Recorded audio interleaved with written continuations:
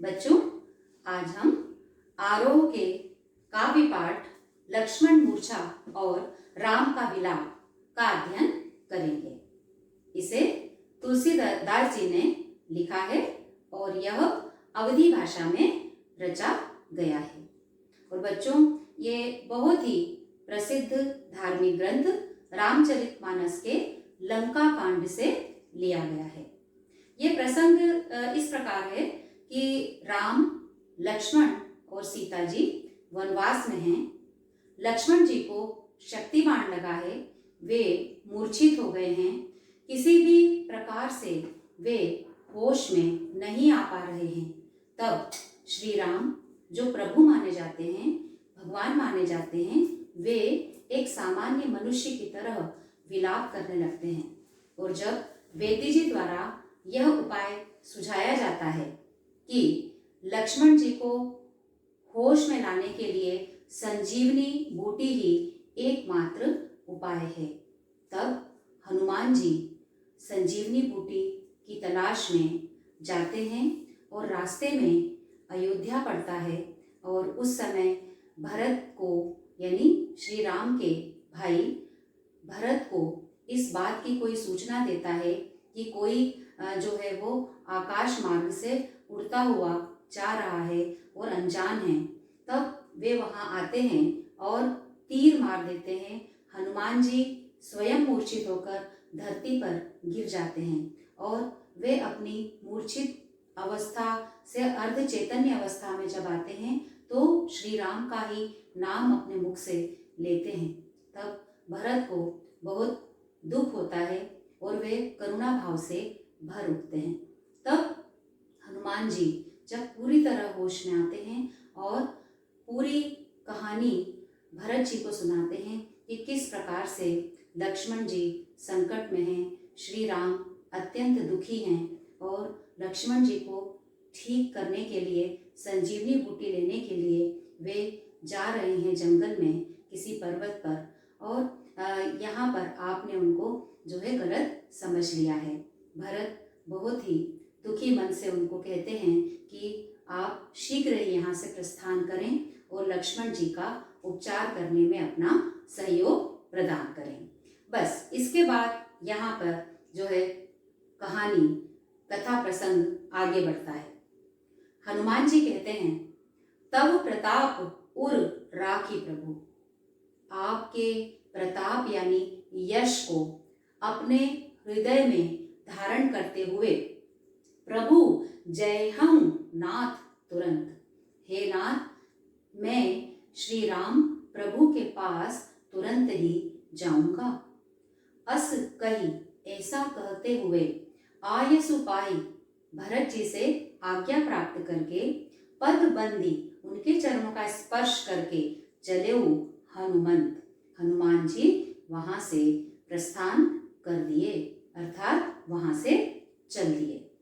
भरत बाहुबल, भरत के बाहुबल की यानी भुजाओं की ताकत की और शील गुण और उनके अच्छे संस्कारों की, गुणों की, प्रभु पद प्रीति अपार, और प्रभु के चरणों में अर्थात श्री राम के चरणों में उनकी अपार असीम प्रीति यानी प्रेम की भावना का मन महुजात सराहत, मन ही मन उसकी सराहना या प्रशंसा, पुनि पुनि पवन कुमार, पवन कुमार यानी हनुमान जी, पुनि पुनि यानी बार बार, बार बार हनुमान जी भरत जी के बाहुबल की प्रशंसा, उनके अच्छे गुणों की प्रशंसा और श्री राम के चरणों में उनकी अपार प्रीति की प्रशंसा मन ही मन बार बार करते हुए जा रहे हैं। ये यहाँ पर दोनों ही जो चार लाइनें, दो दो लाइन की अलग लिखी हुई हैं, ये दोहा छंद है। अपने पिछले वीडियो में हमने पढ़ा था कि जब जैसे अलंकार होते हैं वैसे ही छंद भी नियमों से बंधी हुई रचनाएं होती हैं। दोहा भी उसी प्रकार का एक छंद है। और अब जब हम अगली लाइन जो पढ़ेंगे वे हैं चौपाई छंद में।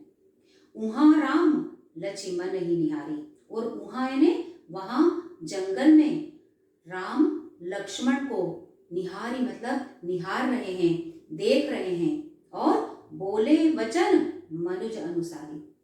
और एक सामान्य मनुज यानी मनुष्य के समान के अनुसार, जैसे सामान्य मनुष्य दुख में होता है तो किस प्रकार के वचन बोलने लगता है, अनर्गल वाणी बोलने लगता है, कुछ का कुछ बोलने लगता है, वैसे ही वे सामान्य मनुष्य की तरह वार्तालाप कर रहे हैं और कह रहे हैं अर्ध रात बीत गई, आधी रात बीत गई, कपि नहीं आयो। कपि यानी वानर अर्थात हनुमान अभी तक नहीं आए संजीवनी बूटी लेकर।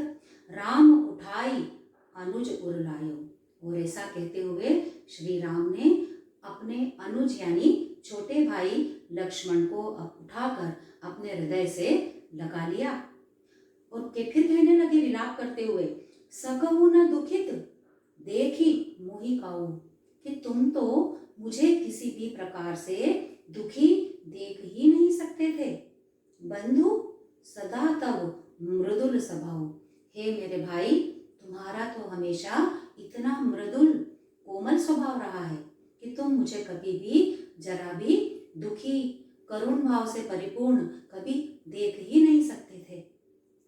मम हित लागी तजेऊ पितु माता, कि तुमने तो मेरे हित के लिए भलाई के लिए अपने माता और पिता का भी त्याग कर दिया और मेरे साथ यहाँ पर वनवास के लिए चले आए। सहयु विपिन हिम आतप बाता, और क्या क्या सहन किया तुमने यहाँ। विपिन यानी जंगल में, हिम अर्थात ठंड, आतप यानी गर्मी, बाता यानी तेज हवाएं जो चलती हैं यानी आंधी, ये सब भी तुमने मेरे साथ यहाँ जंगल में सहन किया है। सो अनुराग कहाँ भाई, तो वह अनुराग यानी प्रेम अब कहाँ गया मेरे भाई। उठहु न सुनी मम वचन विकलाई, हे मेरे भाई उठो, मेरे इन व्याकुल वचनों को सुन करके जाग जाओ, होश में आ जाओ। जौ जन त्यों बन बंधु बिचो, यदि मैं जानता कि इस जंगल में आकर मेरा भाई मुझसे बिछड़ जाएगा तो पितु वचन मन त्यों नहीं हो, मैं पिता के वचनों का भी पालन नहीं करता, यानी पिता की आज्ञा का भी पालन नहीं करता। समाज में कहा गया है सुत यानी पुत्र, वित्त यानी धन, नारी यानी स्त्री, भवन यानी मकान महल आदि, परिवार यानी परिवार के लोग, हो ही जाही जग 12 इस संसार में बार बार हमको मिल सकते हैं। कौन कौन, पुत्र, धन, स्त्री, भवन और परिवार, ये सब बार बार हमको हासिल हो सकते हैं, उपलब्ध हो सकते हैं। अस विचारी जिय जागहु ताता, लेकिन हे पुत्रवत भाई यही मन में विचार करके जाग जाओ कि मिलई न जगत सहोदर भ्राता, लेकिन इस संसार में दोबारा तुम्हारे जैसा सगा भाई फिर से प्राप्त नहीं होता। जथा पंख बिनु खग अति दीना, जिस प्रकार पंखों के बिना खग यानी पक्षी अति दीनहीन हो जाता है, बेबस हो जाता है। सोच के देखो, पक्षी के पंख नहीं है तो वह उसका जीवन जो है वो निरुपाय है, मृत के समान है, जीवित होते हुए भी मृत के समान है। तो जैसे पक्षी बिना पंखों के दीनहीन हो जाता है, मणि बिनु फनी, और जो सर्प होता है, सांप होता है, वह बिना मणि के शोभायमान नहीं होता। करिबर करहीना, और करिबर यानी हाथी सूंड के बिना बिल्कुल हीन दिखाई देता है, उसकी बिल्कुल भी शोभा नहीं होती है। असमम जीवन बंधु बिनु तोहि, ऐसा मेरा जीवन होगा हे भाई तुम्हारे बिना। यदि तुम मुझे नहीं मिले, फिर से जीवित नहीं हुए, मूर्छा तुमने नहीं तोड़ी, तो मेरा जीवन भी तुम्हारे बगैर ऐसा ही निरुपाय और दीनहीन हो जाएगा। जो जड़ देव जियावे मोहि, यदि मुझे इस निष्ठुर देव ने यदि मुझे जीवित रखा तो जयहूँ अवध कवन मुहलाई, अब अयोध्या में क्या मुंह लेकर जाऊंगा।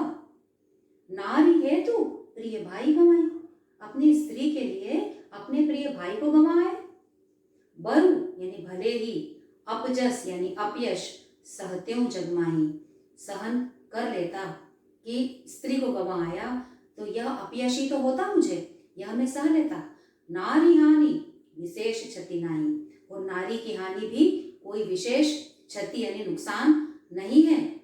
अब अपलोक शोक सुत तोरा, और अब तो अपलोक यानी संसार में, हे पुत्रवत भाई, तुम्हारा बिछोह का शोक यानी दुख भी मुझे सहन करना पड़ेगा। सही निठुर कठोर उन्मोरा, यह मेरा निष्ठुर कठोर हृदय कैसे सहन करेगा। निज जननी के एक कुमारा, तुम अपनी माता के एक ही पुत्र हो। तात तासु तुम प्राण आधारा, तुम उसके जीने का सहारा हो, प्राणों का आधार हो। सौंपे सी मोही तुम ही गही पानी, उसने मुझे तुमको सौंपा था, मेरा हाथ पकड़कर, गही यानी पकड़कर, पानी मतलब हाथ। सब विधि हर प्रकार से सुखद यानी सुखी रहोगे मेरे साथ, परम हित जानी, और हर तरह से मेरे साथ तुम्हारा कल्याण ही होगा। ऐसा जानकर माँ ने मेरे हाथ में तुम्हारा हाथ सौंपा था। उतरु काह दे हम ते ही जाई, उसे वहां जाकर मैं क्या उत्तर दूंगा।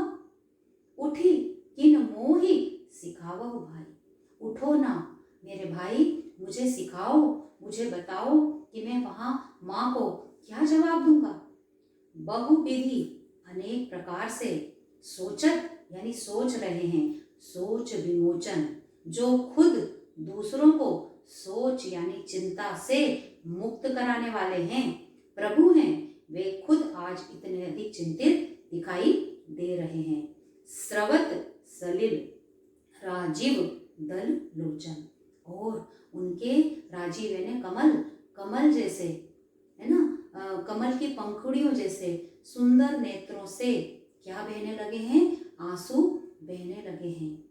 और ये सब कहानी बच्चों शिव जी अपनी पत्नी पार्वती जी को सुना रहे हैं। वे कह रहे हैं उमा एक अखंड रघुराई, उमा पार्वती जी का ही दूसरा नाम है। शिव जी उनसे कह रहे हैं हे उमा, रघुराई यानी श्री राम जो है वो एक अखंड स्वरूप हैं, स्वयं ईश्वर हैं। नर गति भगत कृपाल दिखाई, लेकिन वे यहाँ पर मनुष्यों की दशा जो दुख में हो जाती है वही दिखाने के लिए अपने भक्तों को अपनी लीला दिखा रहे हैं। अब अगला सोरठा और अगला हिस्सा हम अगले वीडियो में पढ़ेंगे।